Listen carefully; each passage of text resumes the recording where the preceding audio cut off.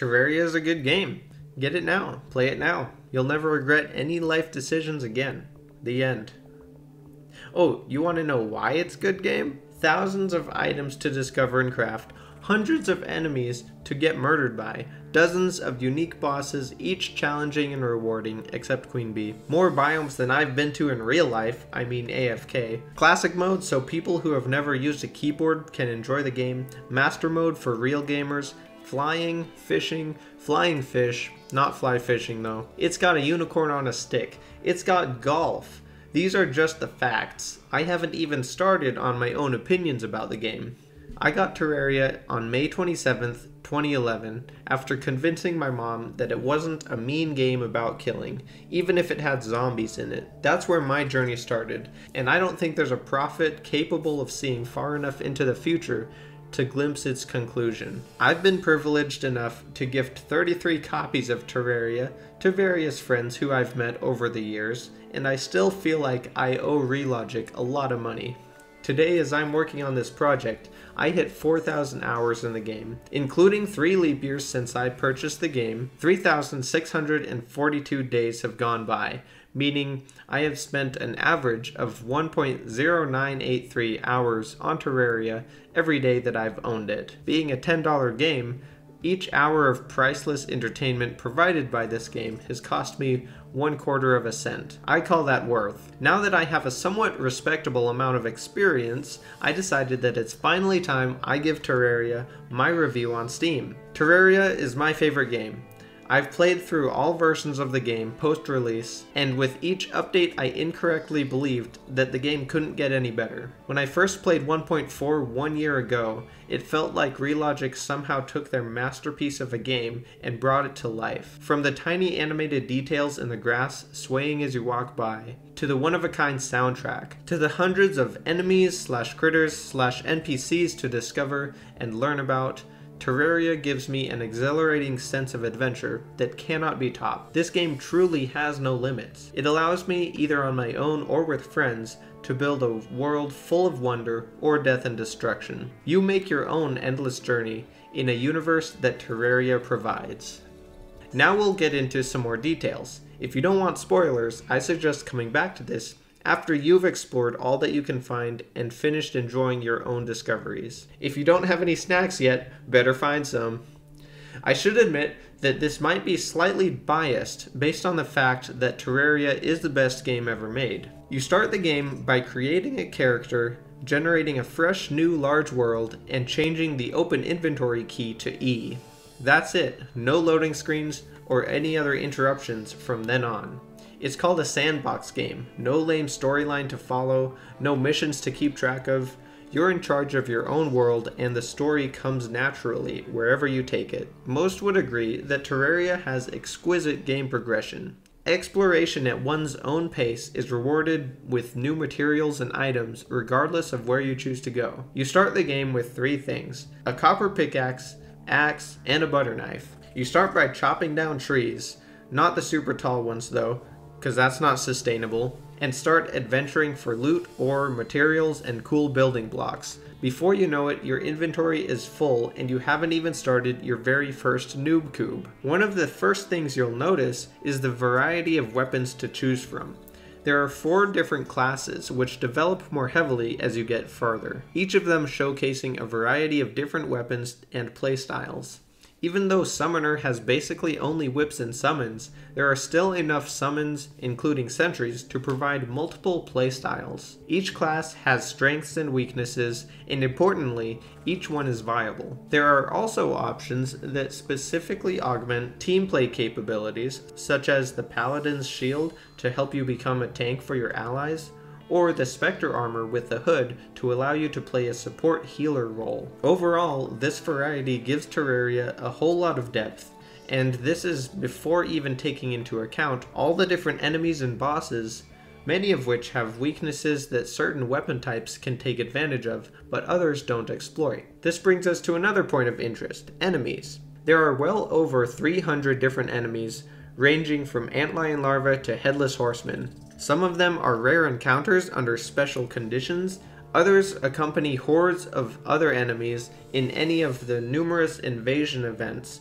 that come to take away your will to live. Tons of unique AI functions and new mechanics add to the excitement of discovery and allow the player to adapt and learn new skills to improve dodging patterns, and it feels really rewarding. The majority of enemies don't have any special item drops, however a lot of them do, and whenever you're battling enough enemies in any biome, you're bound to see some cool loot drop. This is especially true after the addition of many food items, which are only dropped by specific enemies. Now, because of the sheer quantity of item drops possible, spread across many unique enemies, if you're looking for one specific rare item, it can sometimes prove difficult to obtain. And for this we can thank good old RNG. Are you going to spend 3 hours looking for ice skates or water walking boots so that you can complete your Terraspark boots? Or are you accidentally going to find them 8 minutes into your playthrough and think nothing of it? You want a frozen turtle shell? Better bring your winter cloak, cause you could be spending the next 5 hours in the ice caves. Of course, you could also get it from your third ice tortoise and be on your way. This aspect of Terraria can really test your patience, and some don't find that enjoyable. This is one of the main complaints that one of my cousins has. The game gets to a point where it's just too dang grindy. This is why he's a little butt boy and I disowned him. For me, I see it as another opportunity to take advantage of all the tools available to me in the game and set myself up for success. Especially with the addition of the new luck system, with enough preparation, any grind can turn into a challenge against myself for maximum efficiency, and only rarely does it seem to drag on forever. But when I've killed over 150 fire imps without getting an obsidian rose, I can't help but chuckle as I cry inside. But when the drop finally comes in, it makes it even more rewarding. One of my favorite memories of the game is spending, I don't remember how long, farming Plantera in 1.2 when the axe had a 1 in 200 drop chance. I believe I killed Plantera close to 300 times before I finally got it, and I remember it dropped as legendary. I immediately sprinted upstairs to tell my cousin, the same one, who was doing schoolwork, how cool I was. Then in 1.3, they increased the drop rate for the axe to 1 in 50, and I'm still dead inside to this day. The thing is, even on a 1 in 50 drop rate item, you could roll 100 times and statistically have a 13% chance that you will never see that item, which is not outside of the realm of reasonability. Personally, I like this and it feels more interesting than frustrating to me when I roll a dice. What if item drops worked like enemy banners? On every 7,000th slime killed, you got a slime staff. On every 7th paladin, you get a shield. And every 10th, you get a hammer. What if AFK, you had a thunderstorm on the second Saturday of every other month, and the lightning struck every 2 minutes over a 38-minute duration starting at 6 p.m.? Would watching the lightning still be fun and exciting?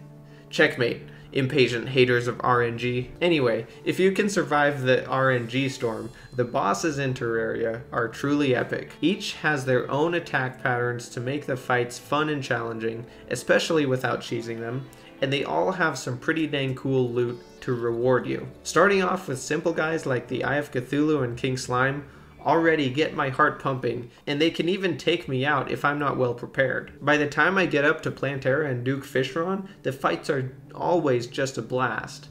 It's so fun trying different classes and loadouts and testing the limits of capability. The bosses are the main drivers and enablers for game progression, and by the end of the game, most key movement items are also acquired by defeating bosses.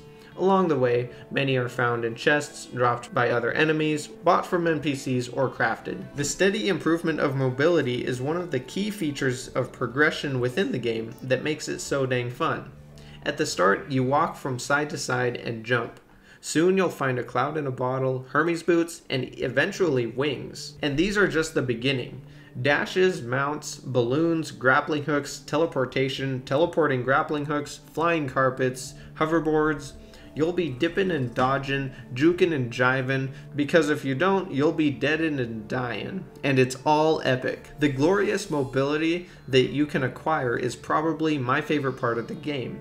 That and the boss fights. And grinding for rare items to collect or use to take over the world. Also the excitement of exploring a new world. And building. Especially building, actually. Wait, I haven't talked about building at all yet?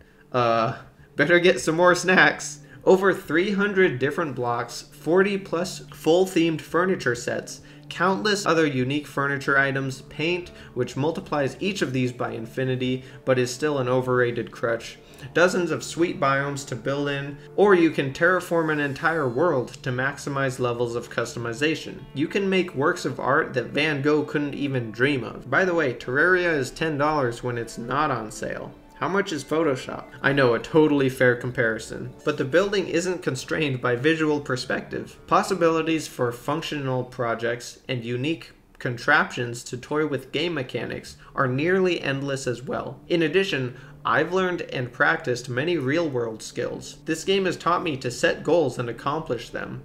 I have pushed my own boundaries with so many ideas and projects in Terraria and learned so much from them. Meanwhile, the list of things that I want to try to do seems to be exponentially expanding. The possibilities are truly endless. Well, I've probably left out a few things. It's tough when there's basically endless content. Oh wait, I forgot my list of bad stuff. The mouse doesn't lock on Terraria in full screen and can accidentally go to other monitors. 2 out of 5. Game kinda sucks. Anyway, happy 10th anniversary, Terraria. Relogic, I cannot thank you enough for what you have given the world, and a huge congratulations for everything you've achieved. Thanks to all of you for watching, and more importantly, thanks for playing this awesome game.